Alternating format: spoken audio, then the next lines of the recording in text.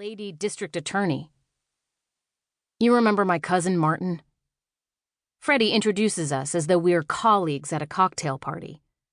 You met him that time you came by my mother's house in Dorchester? Martin, you're on probation, I say. You still have 2 years hanging over your head. You gonna lock us up? Martin says. She can't, Freddie says. She's not 5-0, she's a lawyer. I should report you both, but I'm not gonna let you screw up my murder case or my evening. Sorry about all this. Freddie takes my tote from Martin and hands it back to me. It was just like a misunderstanding. You know what I'm saying? Go home, I say. A detective will be by in an hour to check on you. Be there. Sure, it's all good. Freddie and Martin shuffle toward the Park Street subway station. I brush myself off, apply a fresh coat of lipstick, and continue toward the Liberty Hotel, where my boyfriend, Ty, and a glass of Malbec await.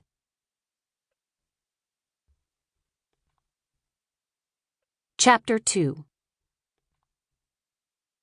The Liberty Hotel, née the Charles Street Jail, is a massive granite structure built in 1851. Thousands of pretrial detainees, including Malcolm X and the Boston Strangler, have done time here. Now, it's a luxury destination for tourists and business travelers, willing to pay upwards of $400 a night to sleep in refurbished jail cells. Real police mugshots of celebrities hang in the lounges. Clink, Alibi, the Yard. The place makes me feel right at home. About 100 well-heeled women and besuited men are lined up outside the hotel. I sneak to the front of the queue, prepared to badge my way inside, until I see Jimmy Vickers, stocky and balding, stationed at the front door. Jimmy and I met a couple of years ago when he was impaneled on one of my grand juries. Miss Endicott, long time no see. He clocks my knees. You're all cut up. It's nothing. I stretch the fabric of my skirt to cover the scrapes. I'm clumsy.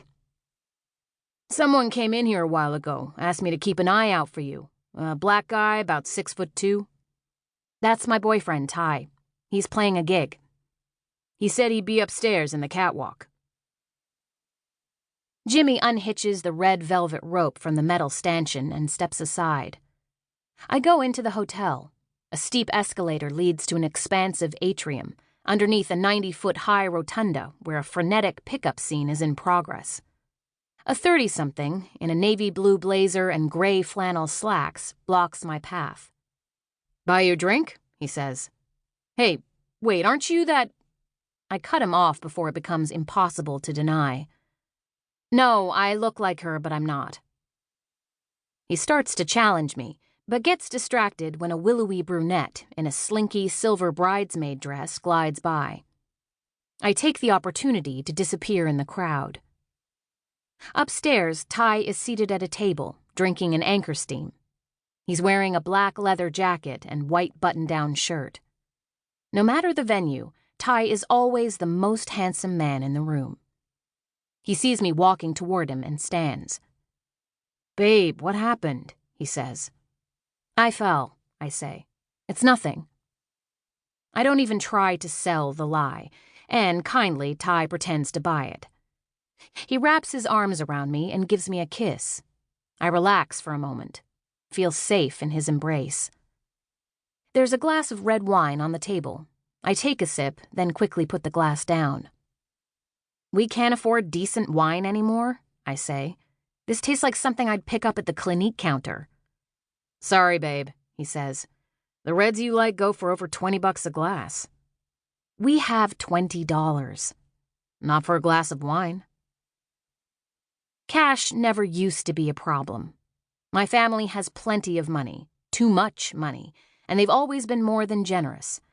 Until last year, when my life was threatened and Ty was almost killed. They issued an ultimatum: quit my job or forfeit my wealth. My parents never approved of my career choice. My mother called it unbefitting, and my father deemed it unsafe. The incident was the final straw. It was an easy decision. I love what I do.